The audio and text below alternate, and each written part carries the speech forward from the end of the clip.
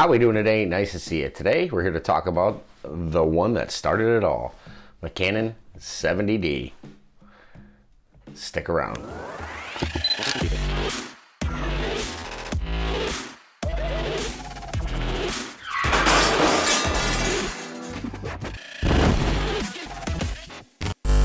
Alright, so when I say the one that started it all, I meant the dual pixel AF revolution.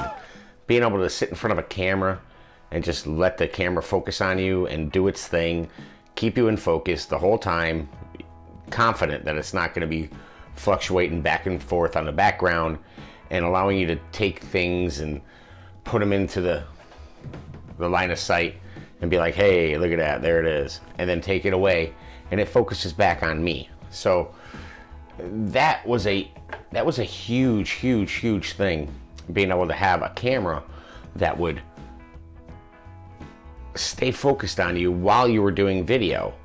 Most of the time you had to go into manual mode, focus, pre-focus, rack focus as you did your video. But the 70D changed all that.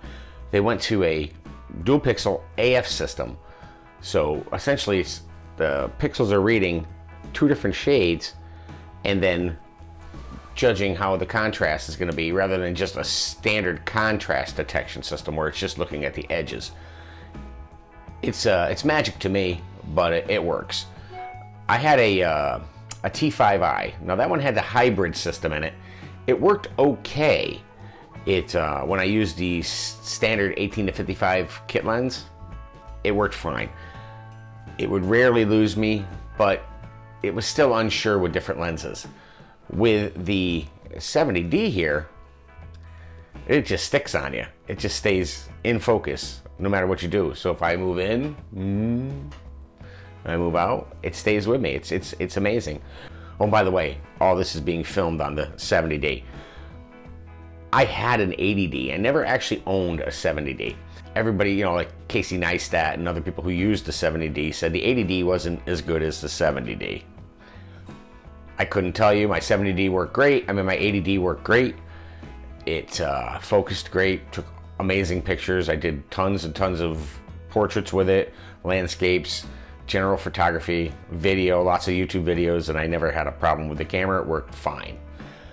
Using this 70D, this is a friend of mine's 70D. I borrowed it to test a couple lenses I had on the body, and brought me back to my old Canon DSLR times. Now I use a Olympus camera, so I sold all my Canon gear, but I'll tell you what, this is a fun camera to use, and it works very well.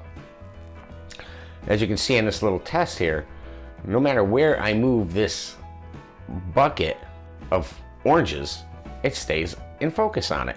You just tap the screen and go. Speaking of touch screens, the touch screen on this camera, I gotta be honest with you, is amazing.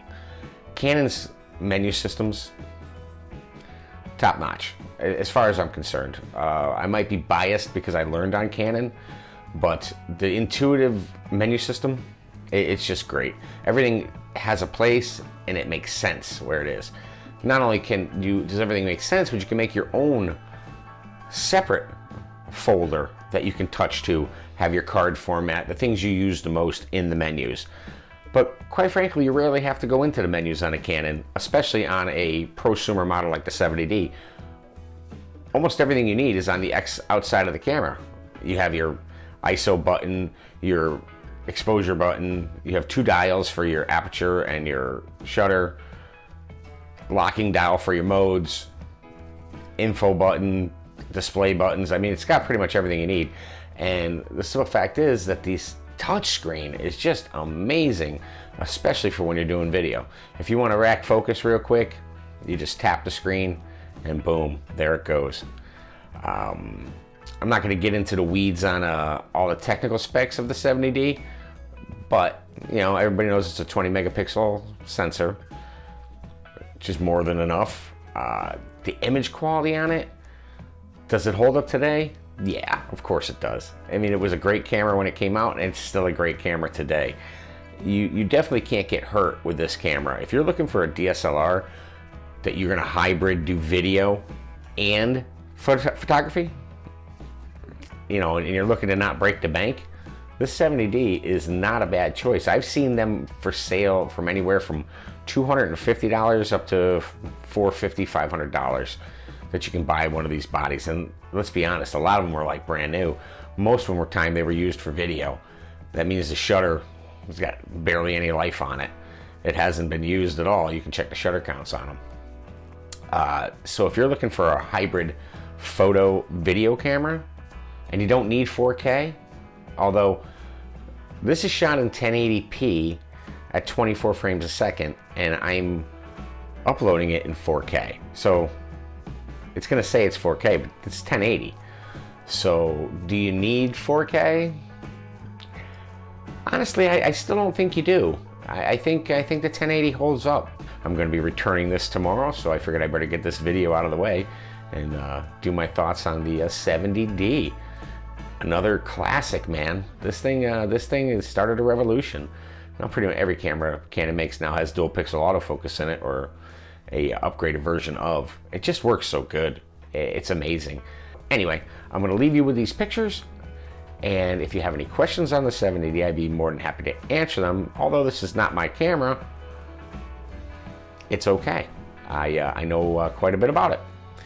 So, thanks for watching. Keep shooting, and have a great day.